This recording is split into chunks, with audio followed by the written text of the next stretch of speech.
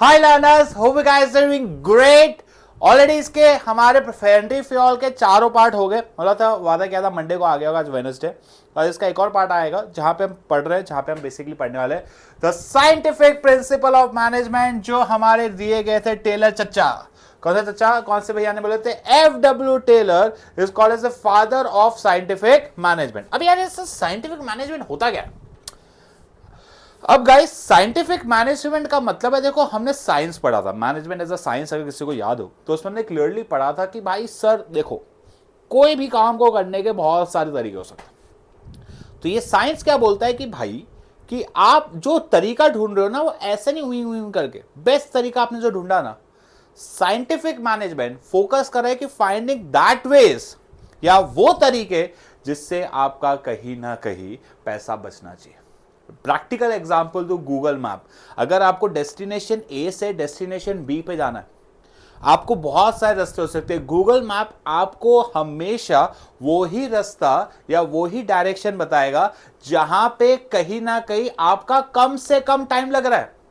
तो वही चीज साइंटिफिक मैनेजमेंट भी बोलता है कि भाई, कोई भी काम को करने के वो तरीका ढूंढो जहां पे एक तो आपका समय भी कम लगना चाहिए, और उसी के साथ टाइम के साथ आता है एक और फैक्टर जिसको हम बोलते हैं कॉस्ट, हमारा खर्चा भी कम से कम होना चाहिए।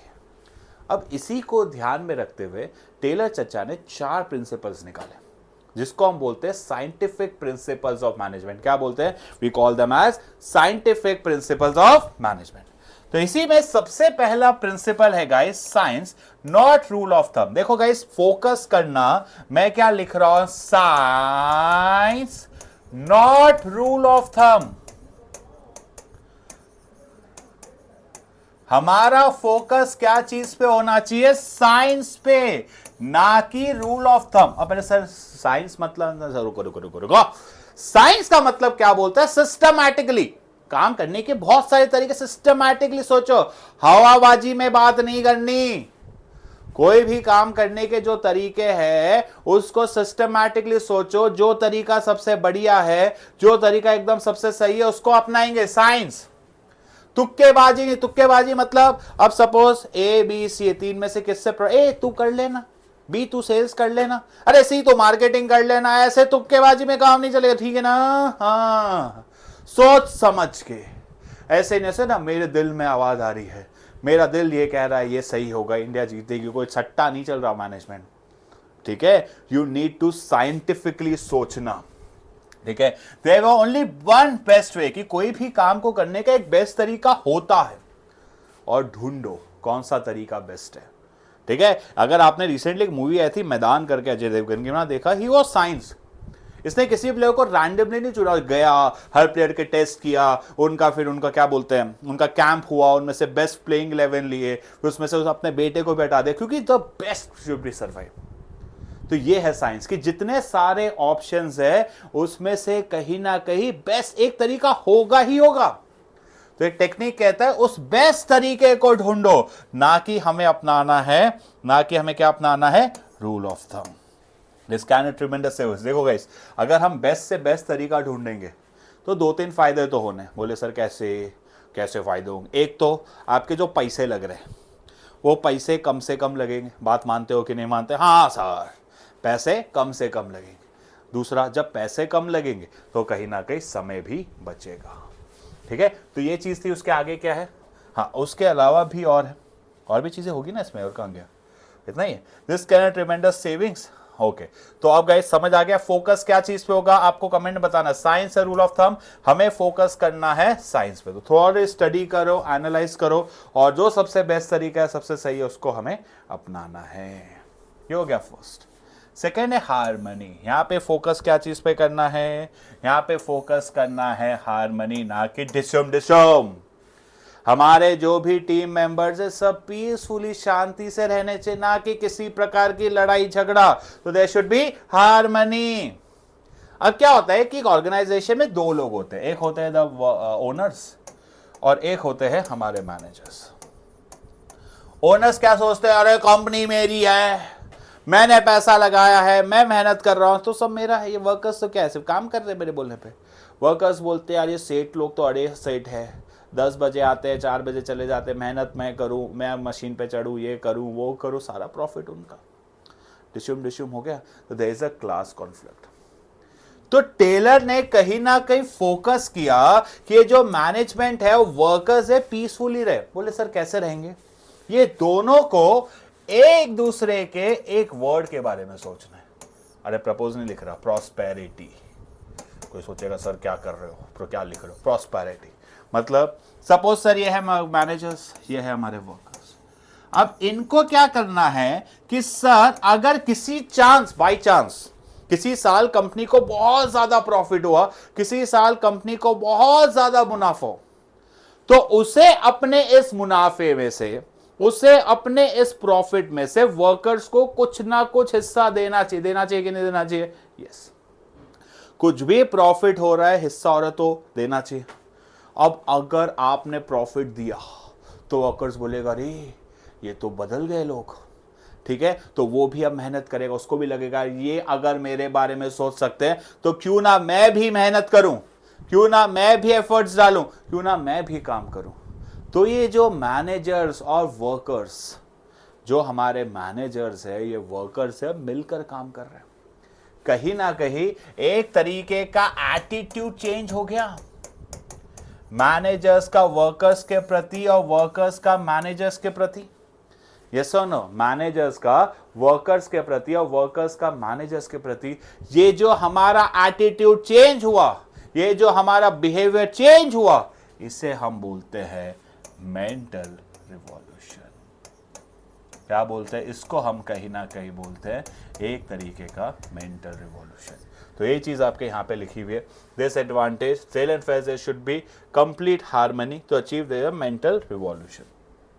ठीक है, अब कहां गया? हाँ, management should share the gains, मैंने आपको बताया, with the workers, should work hard. अब मैनेजर्स को भी लगना चाहिए कि नहीं लगना चाहिए? Should work hard. तो ये जो है scientific management has for its foundation that the true interest, एक दूसरे की प्रॉस्पेरिटी के बारे में सोचना। तो अगेन हार्मनी नॉट डिस्कॉर्ड क्या बोलता है? फोकस और हार्मनी नॉट की डिस्कॉर्ड। दो सेगमेंट है हमारे वर्कर्स और मैनेजर्स, इनके बीच में क्लास कॉन्फ्लिक्ट नहीं होना चाहिए। ये लोग एक दूसरे की प्रॉस्पेरिटी के बारे में बात करें, और ये जो हमारा एटीट्यूड चेंज है, इसको हम क्या बोलते हैं? ये जो हमारा एटीट्यूड या बिहेवियर चेंज हुआ, इसे हम कहीं ना कहीं बोलेंगे एक तरीके का मेंटल रिवॉल्यूशन। ये जो हमारा एटीट्यूड या बिहेवियर चेंज हुआ, उसे हम बोलते हैं मेंटल रिवॉल्यूशन। क्लियर? क्लियर है? चलो आगे बढ़ते हैं। Next principle, third principal, that is corporation not individual. अब मैं आपको पहले इसको मैं इसको निकनेम अपने स्टाइल में कर लिखाता हूं, फिर आपको बता दूंगा। CNI, इसको मैं निकनेम दिया CNI, कॉर्पोरेशन नॉट इंडिविजुअल। यहां पे सीधी बात है, फोकस करना है कॉर्पोरेशन पे, ना कि कंपटीशन पे। सारे एम्प्लॉयज को मिलकर काम करना है भाई, हम साथ साथ है, ना ही हम लड़ेंगे, लड़ना नहीं भाई, कॉर्पोरेशन, मिलकर काम करो। अकेले चना पहाड़ नहीं तोड़ सकता, टीम वर्क। ठीक है, यहां पे दूसरा और भी बहुत सारी चीजें हैं, लिखते जाएंगे। अगर आपके सबऑर्डिनेट ने कोई आपको कंस्ट्रक्टिव सजेशन दिया है या ऐसा कोई आइडिया दिया है जिससे आपको फायदा हो सकता है, आपके सबऑर्डिनेट ने ऐसा कोई आइडिया दिया है, ऐसा कोई सजेशन दिया है जिससे हमें फायदा हो सकता है, कहीं ना कहीं हमें उस सजेशन को कंसिडर करना है। बिल्कुल करना है, करना चाहिए, जो ये करना ही चाहिए। आपका एम्प्लॉय कोई आइडिया, कोई सजेशन दे रहा है, आप उसको मना कैसे कर सकते हो boss? We need to consider the suggestions. क्या गए, हमें कहीं ना कहीं उन सजेशंस को कंसिडर करना चाहिए। कहां गया? हाँ, तो ये हो गया हमारा। हाँ, अब इसको हम पढ़ेंगे। ठीक है, नेक्स्ट। अभी एक और चीज बात करता है, देयर शुड बी प्रॉपर, जो हमारे हेनरी फ्योल चचा ने बोली थी, division of work. There should be proper authority and responsibility. अब चलो इसको हम देखते हैं कहाँ तक हुआ है हमारा। चलो अब इसको हम बुक से पढ़ेंगे। कहाँ गया? There should be complete cooperation, ना कि इंडिविजुअलिज्म। ये किस कहा, एक चीज और, दिस इज एन एक्सटेंशन। जो हार्मनी बात करता हो तो करता ही करता है, उसके अलावा कुछ बातें करता है, कि मतलब भी कहता है प्रॉस्पेरिटी में हो, शांति प्रिय हो, सब साथ में काम करें। इट्स एन एक्सटेंशन, याद रख लो, एग्जाम में क्वेश्चन आया हुआ है, which principle is an extension of harmony not discord, that is cooperation not individual, it's an extension of HNC. Management should, देखो फिर से वही चीज, management should not close it ears to for any constructive suggestion. कोई भी अपने ideas constructive suggestion के लिए नहीं है, दे शुड बी रिवॉर्डेड। मतलब आपका एम्प्लॉय बोल रहा है जिससे आपके 10,000 रुपए, 20,000 रुपए, 50,000 रुपए, या कोई एक ऐसा आइडिया है जिससे आपका प्रॉफिट बढ़ रहा है, कॉस्ट कम हो रहा है, कुछ भी हो रहा है, तो कहीं ना कहीं हमें उसको रिवॉर्ड करना चाहिए। कोई नया आइडिया, कोई नया सजेशन है, उससे फायदा हो तो rewarded. Worker should be a part important, ठीक है। साइड बाय साइड मिलकर काम करना है, ये मैं आपको बता चुका हूं। आप जबरदस्ती, कंपनी नुकसान में चल रही है, हमको सैलरी, अरे नुकसान, अरे सर हमको नहीं मालूम, हमारी पगार बढ़ा रही है। भैया कंपनी नुकसान में चल रही है, कैसे तुम पगार बढ़ाने की बात करो? नहीं सर हमें तो पगार बढ़वा दो, हमें मतलब नहीं कंपनी से, हमें सैलरी ज्यादा चाहिए, ऐसा नहीं चलेगा। जबरदस्ती की पगार हमें नहीं बढ़वानी, जबरदस्ती की स्ट्राइक्स नहीं करवानी, ठीक है, जबरदस्ती नहीं करना। हाँ तुम्हारा हक है, बनता है तो लो, जबरदस्ती नहीं, गलत बात, जबरदस्ती की नहीं। क्लियर?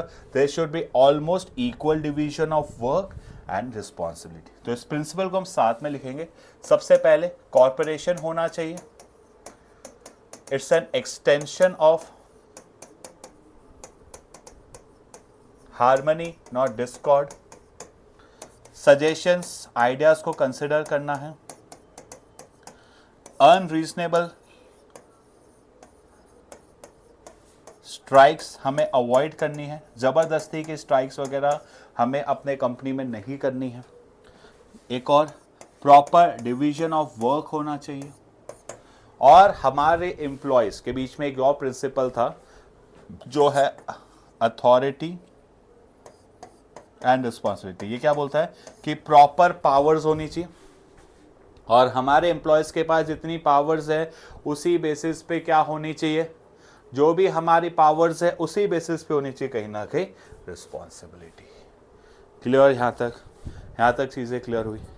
अब लास्ट प्रिंसिपल पे आते हैं, that is development of each and every person to his greatest efficiency and prosperity.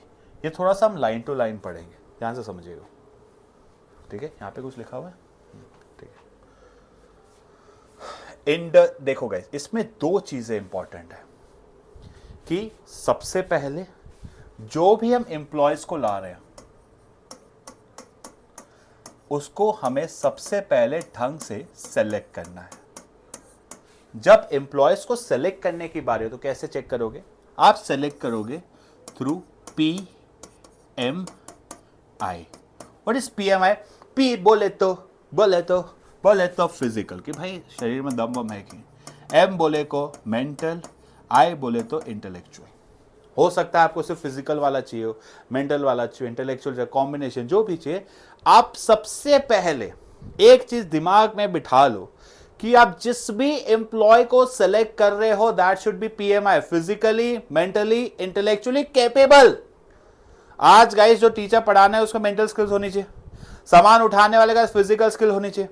अब भाई मेरे को कोई बोल दे कि भाई 100 किलो उठाना, मैं नहीं उठा सकता, हाँ, लेकिन हमारे सेंटर में एक दो टीचर है बहुत बॉडी बिल्डर टाइप, उठा सकते हैं। अब मेरे को कोई बोल दे कि सर हाँ मैथ्स कराना, फटाफट ट्रिक्स चाहते मैं कर लो, मेंटली हूँ। कोई बोल दे सर BST कराना, करा लो। अब कोई मुझे बोल दे सर आप इंटेलेक्चुअली क्या साइंस के, नहीं सर नहीं हूँ। तो आप देखो, आप जिस भी काम की बात कर रहे हो उस काम के लिए फिजिकल, मेंटल, इंटेलेक्चुअल कैपेबिलिटी और होनी ही चाहिए, ठीक है। आपको जरूरी है, आज क्रिकेट खेलना है तो आप फिजिकली भी स्ट्रांग होने चाहिए, मेंटली भी स्ट्रांग होने चाहिए, ठीक है। आप जरूरी नहीं आपको इंग्लिश नहीं आती भाई। कई इंडियन प्लेयर्स है दे कांट स्पीक इंग्लिश, ठीक है, खेलना आता है, खेलता है भाई, हम फिजिकली स्ट्रांग है, मेंटली स्ट्रांग है, बहुत है।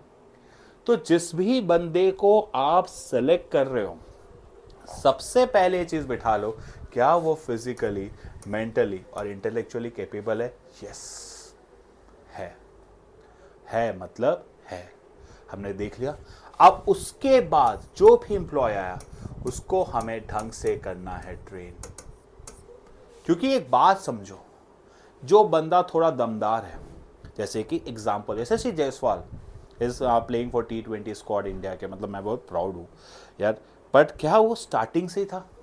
स्टार्टिंग में आया वर्ल्ड कप टीम में आ गया? नहीं, फिर वो स्टार्ट आया, वो कैपेबल था, इंडिया ने उसको ढंग से सेलेक्ट किया, फिर उसको ट्रेन किया, IPL परफॉर्मेंस आया, ये आया, प्ले कर रहा है। सो गाइस, अगर आपके अंदर कैपेबिलिटी है, अगर आपको बहुत आगे बढ़ना है, तो we need to train our employees.